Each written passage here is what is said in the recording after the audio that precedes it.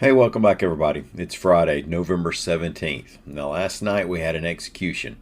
We'll also talk about an artificial reef project and a couple of assistant football coaches' salaries. They're doing all right. I'm Mike Morgan, and we're down in Alabama.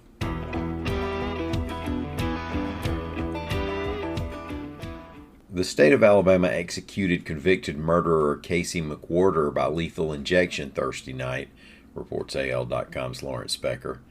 This time the process went apparently smoother than last year's failed efforts at execution. The curtain opened to witnesses at 6:30 p.m., it closed at 6:47 p.m., and McWhorter was pronounced dead at 6:56 p.m. McWhorter was 18 years old in 1993 when he robbed and killed Edward Lee Williams in Marshall County. McWhorter and a 16-year-old entered the home while Williams was out. They stayed there for hours, ransacking the house before Williams returned home. He was shot at least 11 times. An Eagle Scout project to build some artificial reef in Mobile Bay has made some partners and taken off, reports AL.com's Mary Elaine Hall. St. Paul's Episcopal School senior John Shell had a plan to place 50 reefs, which measure a little more than 2 cubic feet and, like the real thing, provide habitat for fish, crabs, and oysters and improve water quality. Well, by July, those 50 had turned into 175 reefs that he had placed, and he had raised more than $52,000. The city of Fairhope plans to place 14 Eagle reefs at city-owned locations, and the Partners of Environmental Progress has a goal of installing 1,000 of the reefs nationwide. Also, the University of South Alabama plans to get involved with the project. Of course, this isn't the first reef restoration project along Alabama's Gulf Coast.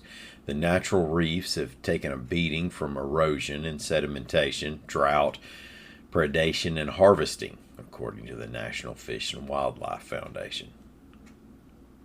The University of Alabama not only has the highest paid college football head coach in the nation, but also spends more money than anyone else on its 2 coordinators, according to USA Today data. Now, individually, offensive coordinator Tommy Rees and defensive coordinator Kevin Steele are tied for 5th place in the nation with $1.9 million annual salaries. But combined, they're the nation's highest paid coordinator duo. Now, the two are at different places in their careers. Rees is the rising star who was still playing college ball at Notre Dame 10 years ago. Steele, of course, has a deep resume with defensive coaching stints at several big-time college programs as well as the Carolina Panthers. The nation's highest paid assistant football coach is Clemson offensive coordinator Garrett Riley, who's making $2.05 million. Thank you all so much for listening. I hope you have a great weekend. I'm going to try to do the same thing and be back here on Monday. Hope to see you then.